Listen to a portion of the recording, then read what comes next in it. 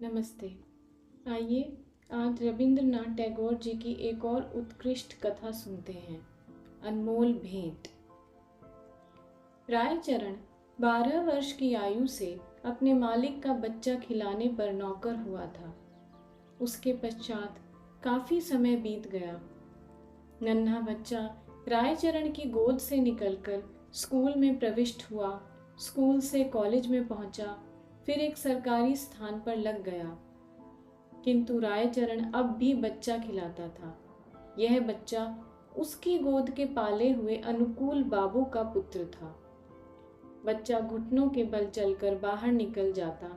जब रायचरण दौड़कर उसको पकड़ता तो वह रोता और अपने नन्हे नन्हे हाथों से रायचरण को मारता। रायचरण हंसकर कहता, हमारा भैया भी बड़ा होकर जज साहब बनेगा। जब वह रायचरण को चन्ना कहकर पुकारता तो उसका हृदय बहुत हर्षित होता। वह दोनों हाथ पृथ्वी पर टेक कर घोड़ा बनता और बच्चा उसकी पीठ पर सवार हो जाता। इन्हीं दिनों अनुकूल बाबू की बदली पद्मा नदी के किनारे एक जिले में हो गई। नए स्थान की ओर जाते हुए कलकत्ते से उन्होंने अपने बच्चे के लिए मूल्यवान आभूषण और कपड़ों के अतिरिक्त एक छोटी सी सुंदर गाड़ी भी खरीदी। वर्षा ऋतु थी। कई दिनों से मूसलाधार वर्षा हो रही थी। ईश्वर ईश्वर करते हुए बादल फटे। संध्या का समय था। बच्चे ने बाहर जाने के लिए आग्रह किया। रायचरण उसे गाड़ी में बिठाकर बाहर ले गया। खेतों में पानी खूब भरा हुआ था। बच्चे ने फूलों का गुच्छा देखकर जिद की। रायचरण ने उसे बहलाना चाहा, किंतु वह न माना। विवश होकर रायचरण बच्चे का मन रखने के लिए घुटनों घुटनों पानी में फूल तोड़ने लगा। कई स्थानों पर उसके पांव कीचड़ में बुरी तरह धंस गए। बच्चा तनिक देर मौन गाड़ी में बैठा रहा, फिर उसका ध्यान लहराती हुई नदी की ओर गया। वह चुपके से गाड़ी से उतरा। पास ही एक लकड़ी पड़ी थी, उठा ली और भयानक नदी के तट पर पहुंचकर उसकी लहरों से खेलने लगा। नदी के शोर में ऐसा मालूम होता था कि नदी की चंचल और मुंहजोर जल परियां सुंदर बच्चे को अपने साथ खेलने के लिए बुला रही हैं। रायचरण फूल लेकर वापस आया तो देखा गाड़ी खाली है। उसने इधर उधर देखा, पैरों के नीचे से धरती निकल गई। पागलों की भांति चहुं ओर देखने लगा। वह बार बार बच्चे का नाम पुकारता था, लेकिन उत्तर में चन्ना की मधुर ध्वनि न आती थी। चारों ओर अंधेरा छा गया। बच्चे की माता को चिंता होने लगी। उसने चारों ओर आदमी दौड़ाए। कुछ व्यक्ति लालटेन लिए हुए नदी के किनारे खोज करने पहुंचे। रायचरण उन्हें देखकर उनके चरणों में गिर पड़ा। उन्होंने उससे प्रश्न करने आरंभ किए, किंतु वह प्रत्येक प्रश्न के उत्तर में यही कहता, मुझे कुछ मालूम नहीं। यद्यपि प्रत्येक व्यक्ति की यह सम्मति थी कि छोटे बच्चे को पद्मा नदी ने अपने आंचल में छिपा लिया है, किंतु फिर भी हृदय में विभिन्न प्रकार की शंकाएं उत्पन्न हो रही थी। एक यह कि उसी संध्या को निर्वासितों का एक समूह नगर से गया था और मां को संदेह था कि रायचरण ने कहीं बच्चे को निर्वासित के हाथों न बेच दिया हो। वह रायचरण को अलग ले गई और उससे विनती करते हुए कहने लगी, रायचरण, तुम मुझसे जितना रुपया चाहे ले लो, किंतु परमात्मा के लिए मेरी दशा पर तरस खाकर मेरा बच्चा मुझको वापस कर दो। परंतु रायचरण कुछ उत्तर न दे सका, केवल माथे पर हाथ मारकर मौन हो गया। स्वामिनी ने क्रोध और आवेश की दशा में उसको घर से बाहर निकाल दिया। अनुकूल बाबू ने पत्नी को बहुत समझाया, किंतु माता के हृदय से शंकाएं दूर न हुई। वह बराबर यही कहती रही, मेरा बच्चा सोने के आभूषण पहने हुए था, अवश्य इसने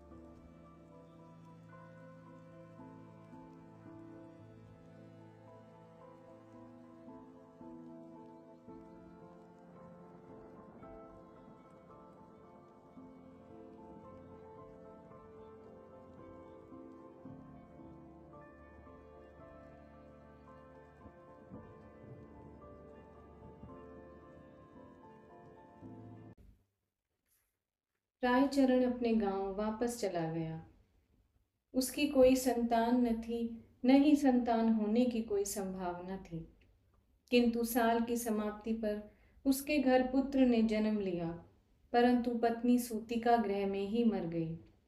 घर में एक विधवा बहन थी। उसने बच्चे के पालन पोषण का भार अपने ऊपर ले लिया। जब बच्चा घुटनों के बल चलने लगा, वह घर वालों की नज़र बचाकर बाहर निकल जाता। रायचरण जब उसे दौड़कर पकड़ता तो वह चंचलता से उसको मारता। उस समय रायचरण के नेत्रों के सामने अपने उस नन्हे मालिक की सूरत फिर जाती, जो पद्मा नदी की लहरों में लुप्त हो गया था। बच्चे की जबान खुली तो वह बाप को बाबा और बुआ को मामा इस ढंग से कहता था, जिस ढंग से रायचरण का नन्हा मालिक बोलता था। रायचरण उसकी आवाज से चौंक उठता। उसे पूर्ण विश्वास था कि उसके मालिक ने उसके घर में जन्म लिया है। इस विचार को निर्धारित करने के लिए उसके पास 3 प्रमाण थे। एक तो यह कि वह नन्हे मालिक की मृत्यु के थोड़े ही समय पश्चात उत्पन्न हुआ। दूसरे यह कि उसकी पत्नी वृद्ध हो गई थी और संतान उत्पत्ति की कोई आशा न थी। तीसरे यह कि बच्चे के बोलने का ढंग और उसकी संपूर्ण भाव भंगिमाएं नन्हे मालिक से मिलती जुलती थीं। वह हर समय बच्चे की देखभाल में संलग्न रहता। उसे भय था कि उसका नन्हा मालिक फिर कहीं गायब न हो जाए। वह बच्चे के लिए गाड़ी लाया और अपनी पत्नी के आभूषण बेचकर बच्चे के लिए आभूषण बनवा दिए।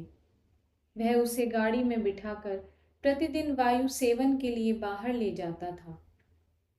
धीरे धीरे दिन बीतते गए और बच्चा सयाना हो गया, परंतु इस लाड़ चाव में वह बहुत बिगड़ गया था। किसी से सीधे मुंह बात न करता।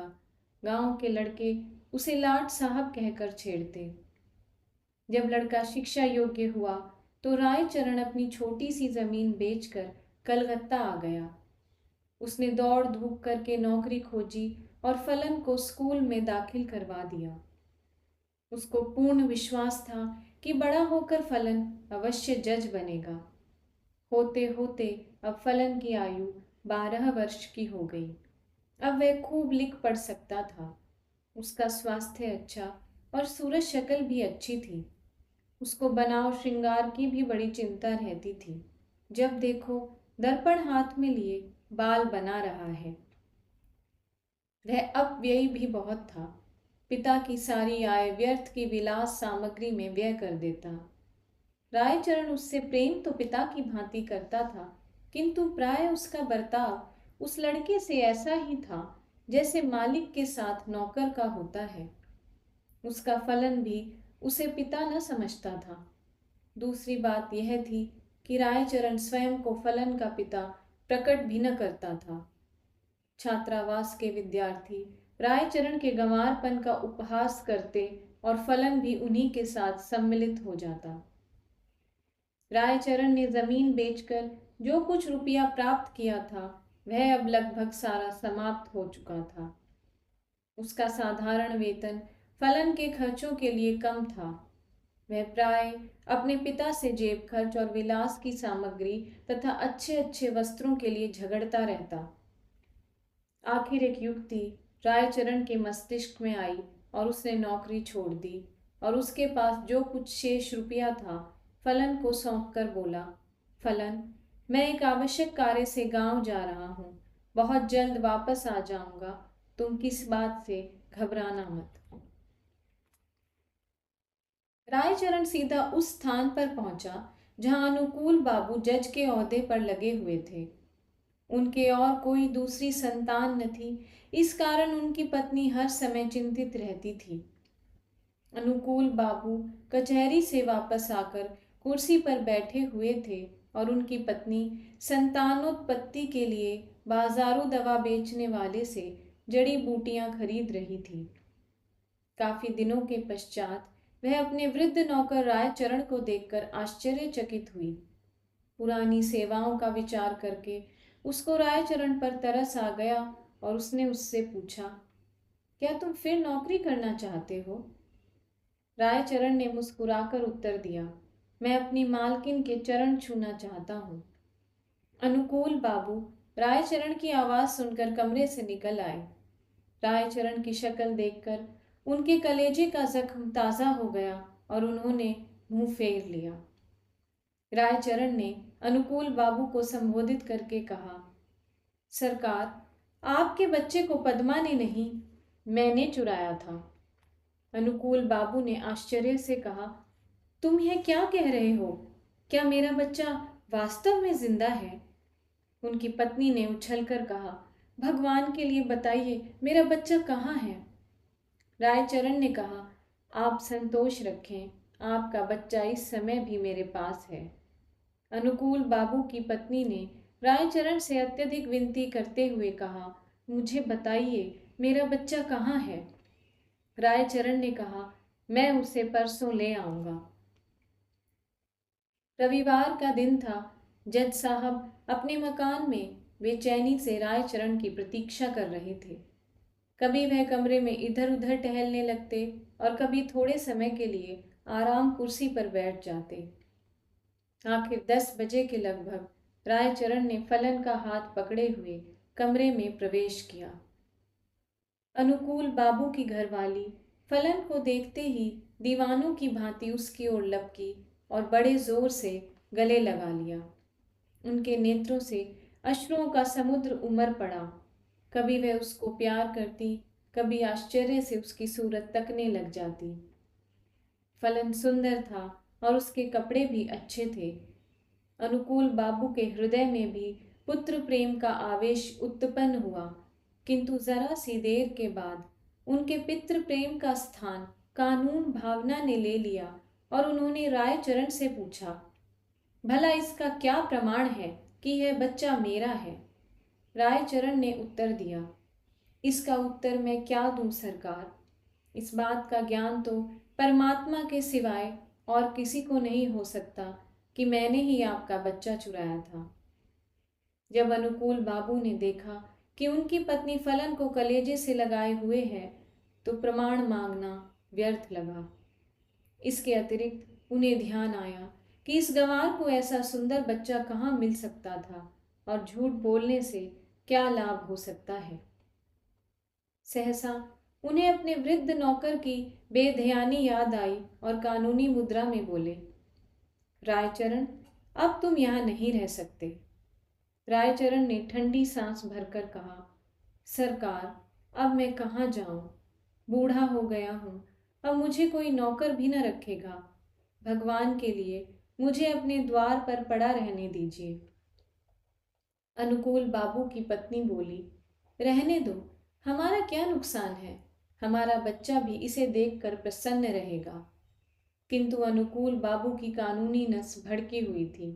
उन्होंने तुरंत उत्तर दिया, नहीं, इसका अपराध बिल्कुल क्षमा नहीं किया जा सकता। रायचरण ने अनुकूल बाबू के पांव पकड़ते हुए कहा, सरकार, मुझे न निकालिए, मैंने आपका बच्चा नहीं चुराया था, बल्कि परमात्मा ने चुराया था।